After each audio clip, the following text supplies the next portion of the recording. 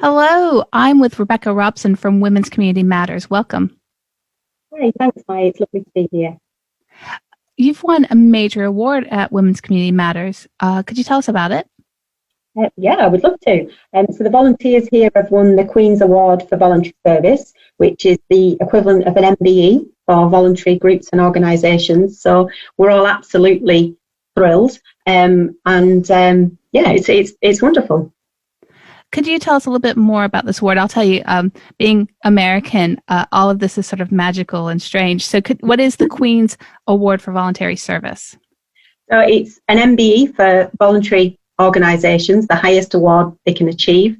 And how I'm seeing it as is we've always said our volunteers are the best in the world. They're absolutely wonderful. And what is wonderful for me is that the Queen agrees. She thinks we've got wonderful volunteers too. So there's lots of organisations across the country who given the award at this time of the year.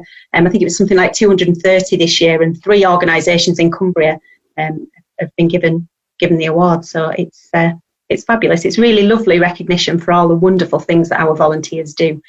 We couldn't survive. The organisation just wouldn't be here without them.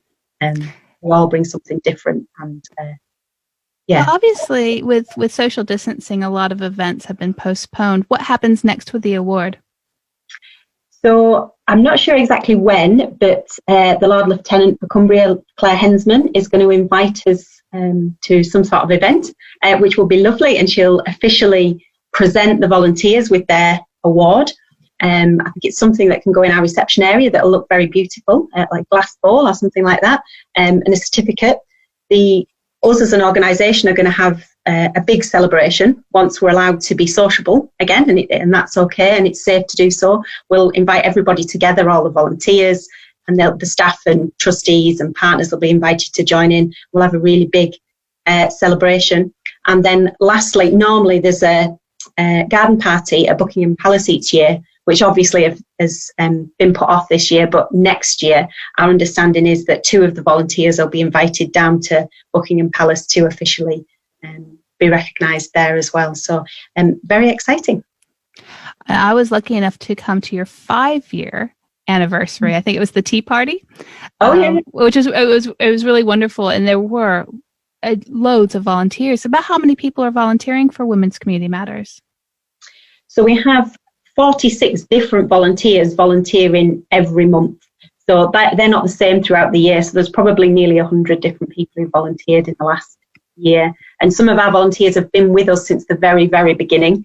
And some of them perhaps just volunteer for a short time, because they can do a range of different things. They come to us for different reasons. But this award recognises the contribution that every single one of them has made towards the running of the centre.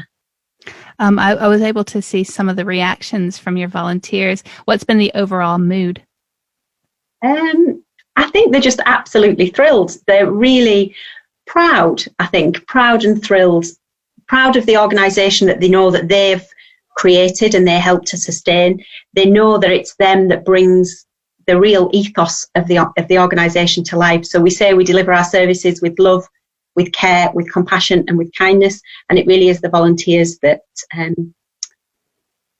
create that atmosphere for everybody who comes along. So yeah, fabulous. Talking a little bit about what Women's Community Matters does, you do sort of started off with supporting women who are experiencing domestic violence, but you've branched out in a lot of different programs. So could you talk a little bit about the different things that you are bringing to the community? Yeah, so we've got lots of different groups, programs, courses, activities for women and now young people.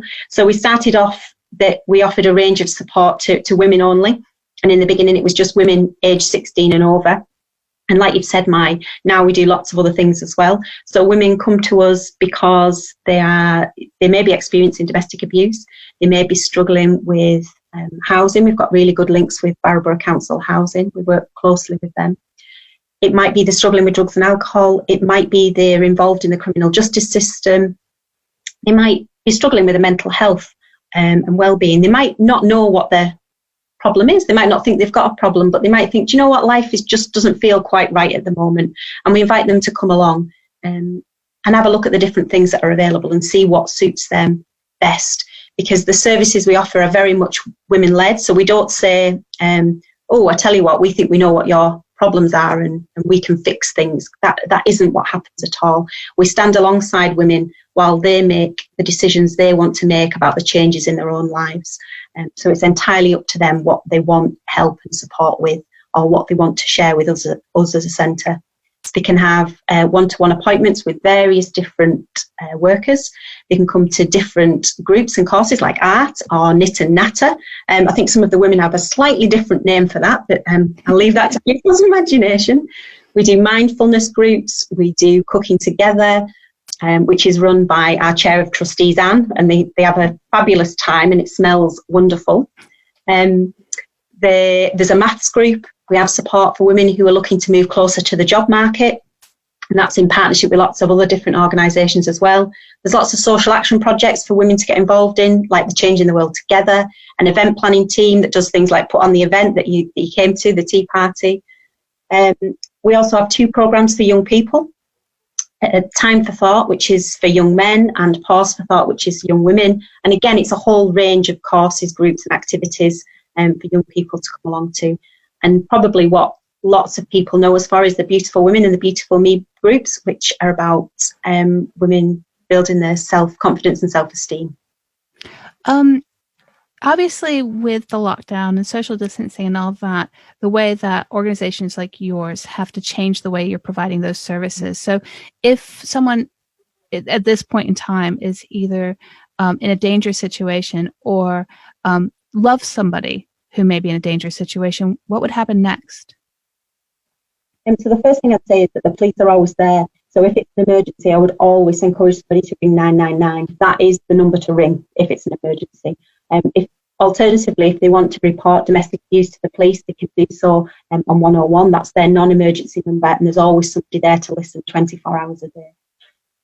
Victim support equally have got a helpline as well. If someone chooses to ring our service or contact our service, they can, during office hours, they can ring the centre, and the details will be are available on the website, or perhaps we might share them after this. So they can give us a call at the centre and somebody will take a few details off them, and if there's a member of staff there and then to speak to them, they will. If not, we'll get a member of staff to ring them back quite quickly.